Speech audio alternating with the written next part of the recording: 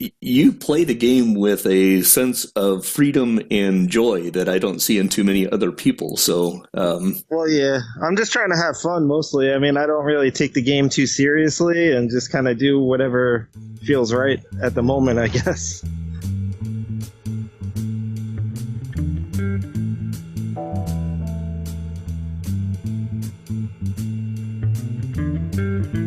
Welcome to Dorks Being Dorks, a Brewster Baseball Association podcast where we talk about out-of-the-park baseball and how it works within the BBA. I'm Ron Collins, General Manager of the Yellow Springs 9, and today I've got Alan Ehlers with us, who is the General Manager of Brooklyn. I am so excited to have Alan here.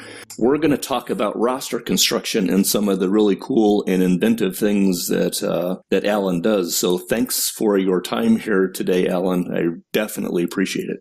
Oh, thanks for having me on the show. It's great to finally be on one of these podcasts. Well, you know, we've raised your profile now up far enough that when things crash and burn, you know, your fans will be even more upset. So anyway, let's kind of jump right into it. Let's talk about roster construction, the way that you look at building your teams.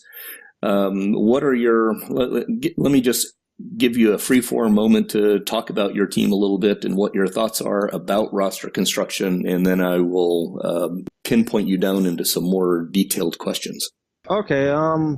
What I basically look for in building a roster is trying to use not only the 27-man roster, but the 40-man roster to my advantage and trying to get them all to work cohesive, like toward the same goal. So in that you have your superstars, but you can't always have superstars. So at other positions, you got platoon players, and with your pitching staff, you kind of want different styles of pitchers that can match up against certain teams, and just generally stuff like that. Trying to mix and match to create the best matchups. When you separate out your players, stars and platoon players, and various role players, what are your thoughts as you go about doing that? I mean, if I were to sit down and start trying to operate like you, what would the first set of things that you would do looking at a roster? I generally try to bring in as many versatile players as I can. Like as far as hitters that can play a lot of different positions, or pitchers who could start or pitch out of the bullpen. That'll give you the flexibility so that when you do add other players, they could be whatever position, and you can just kind of work around that. And then once you have the base of the team set, that's when you kind of go position by position and say, I can have this guy play here, but he's left-handed and can't really hit left-handed pitching, so I need to get a platoon partner for him, and just kind of fill in the gaps that way. When you're looking for a platoon player, or when you're looking for a matched set of players, is it as simple for you as digging down and looking at splits, or do you have alternate things that you're looking at? Well, when I originally started, I mostly looked for splits, like lefties versus righties. That's the obvious thing. Last season, I did something that was kind of interesting. Was I had at my DH position, I had a lefty who was really good at contact and not striking out. And then I had a right-handed batter who was really good at hitting home runs and drawing walks. So it really made a robust platoon where it wasn't always lefty versus lefty and righty versus righty. It would go depending on who was pitching that day. If there was a pitcher who had poor control, whether they were righty or lefty, I would play Ricardo Guzman, who was the DH who could draw a lot of walks and hit home runs. And then if it was a pitcher who had low stuff, I would play Valentin, who was very good at hitting singles. That's something that I just thought, it blew my mind when I heard you talking about that on the forums, right? How do you attempt to do that in a league that plays 7 days at a time, right? Are you constantly using 7-day lineups? Or what happens if you're playing Yellow Springs, what happens if I shift my rotation against Brooklyn? Well, to answer the first question, yes, I would need to, I pretty much go through the 7-day lineups every sim, and I'll look at the opposing pitcher that day and try to figure out what players I have on my team that'll have the best chance of succeeding. A lot of it is luck too. I mean, if you could change your pitchers, then you're going to have an advantage over me. And that's actually kind of what led me to the pitching part of it. when I've been like not setting a starter. I've been changing my starters all the time. It's kind of to combat other teams from, setting their lineups against my pitchers. So as when you're talking about your methodology of using pitchers, give me a 30 seconds or a minute on what you mean by that. When using my pitchers or right. the other team? First off, using your pitchers, and then we'll get into how to deal with playing against you, right? Okay. We'll use your secrets against you. Yeah, I got to keep some things secret. But I guess when selecting my pitchers, like for years now, I've been using a thing called like the pitching platoon, where I'd keep a bunch of starters on my team who might not be the greatest starters in the world, but they all had like unique skill sets. Like some would be, strikeout pitchers, others would be good at avoiding home runs. And then because the Brewster has such like vivid personalities and GMs across the league, like they kind of have extreme teams that will play one way or another, or their park. So like if I play a team that has a small ballpark and yields a lot of home runs, I'm going to want to pitch a pitcher that has like better movement. And then if I play a team that like strikes out a lot, maybe I'll put a pitcher that has a greater stuff that day. So fundamentally, what I just kind of heard you say is that maybe there's a push-pull here as you're going through and selecting players for your team. If a player has a hole, it doesn't maybe bother you as much as it might bother some other general managers. You're looking for a strength that you're going to be able to pit against a team that has that strength and or weakness. Yeah, that's correct. It's kind of like a balance, a player could have a deficiency, but if the team they're playing has like a deficiency in that area too, it's like it might not be as noticeable. Like a pitcher with poor control, if they play a team that doesn't walk a lot, then that's not really going to be as big of an issue as it would be as if they played a team that does walk a lot. Yeah, I think that is actually one of the most interesting aspects of the league. You mentioned some very strong personalities. The first one that always jumps to my mind is Huntsville and Kyle with his very strong left-handed frame of reference. In my division right now, Omaha has a extremely interesting matchup of skills versus ballpark because they play in a very tiny ballpark, so power is a big deal. Boise looked like they were going to be focused in that direction, but now with the GM shifts, we'll see what ends up happening there. Yeah, and it's funny that you mentioned Huntsville because my first season in the Brewster, I played Huntsville in the playoffs, and it was like I was definitely the underdog in that series, and I kind of looked through, and I had a bunch of left-handed pitchers, and, Kyle always has, like, all the left-handed hitters, and I was able to ride that and actually get past them in like, a huge upset in that series. And that's kind of where, like, a lot of these ideas came from, was that, and looking around at other teams, maybe not to the same extent, but did the same thing where they kept a lot of the same types of players on their team, so I could kind of work the matchups a little better.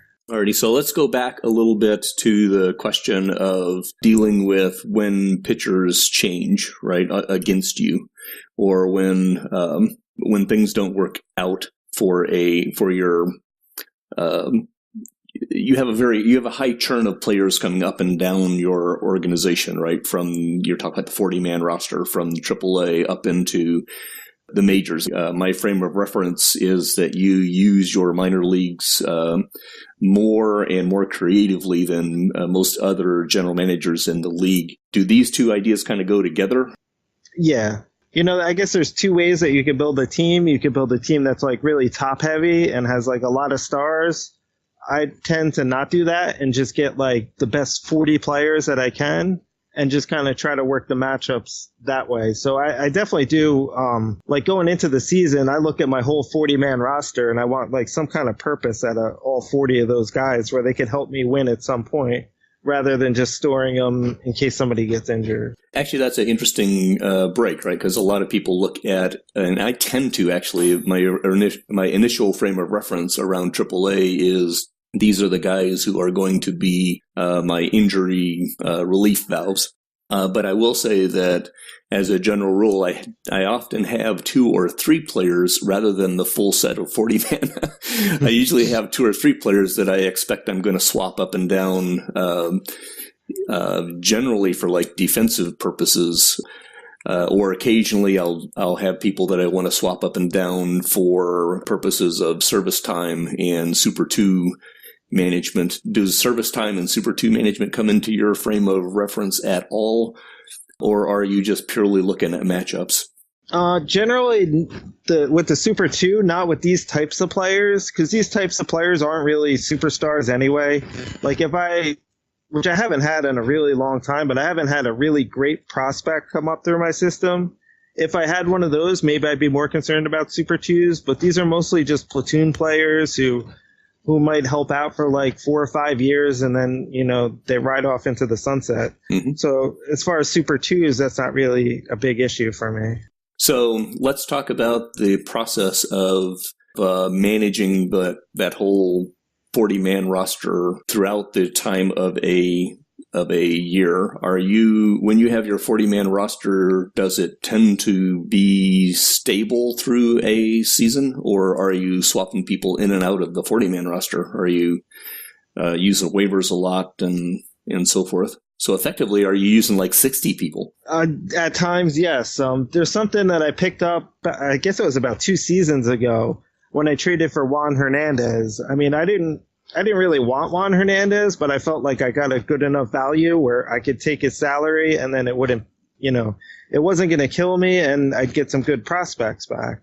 But what happened was I'd put him on waivers and then I'd realize that nobody was going to claim him. So I had this player that was like kind of decent, and he also fit my pitching platoon system because he was a good pitcher, but he just gave up a lot of home runs. So if I played him in bigger ballparks, he would do good. And he actually made the All-Star team last year. And, through half the season, I kept bouncing him back and forth through the waiver wire because I knew nobody was going to claim him.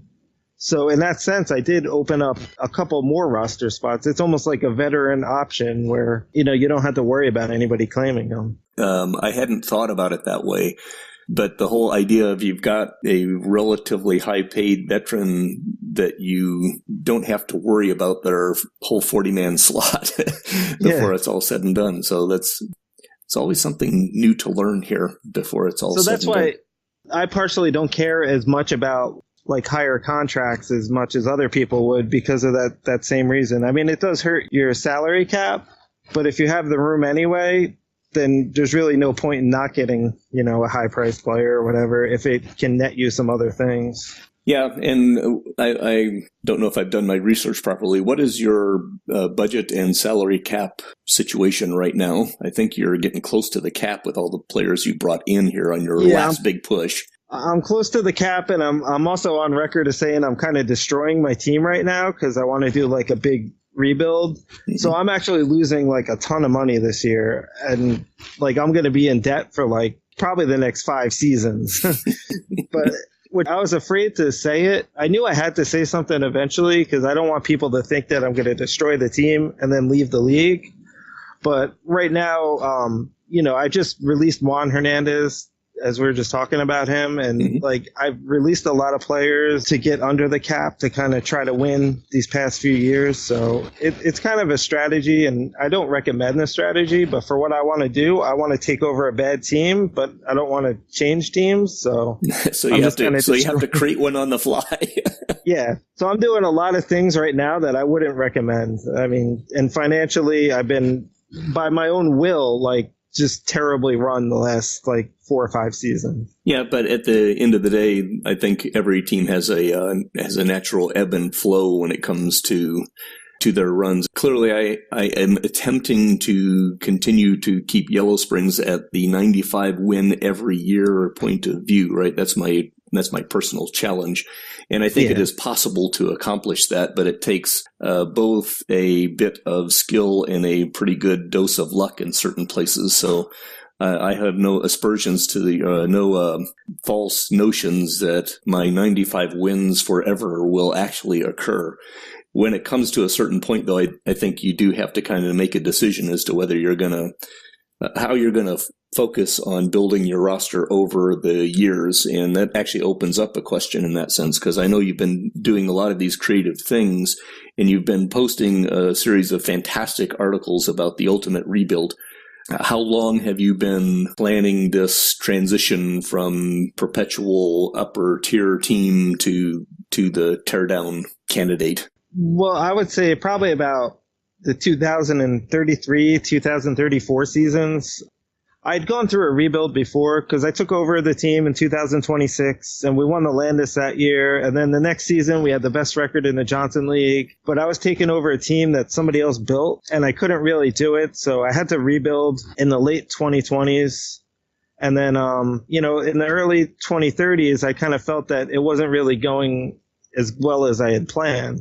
And I didn't really feel like I set the financial footings in place. So I just didn't feel like this run was really going to be great. So I decided I just wanted to do something that I've never done in an outside the park league. And that's actually do like a disciplined rebuild where I try to make a really good team, kind of like yours has been for the last 10 years, that you can be good for a sustained run.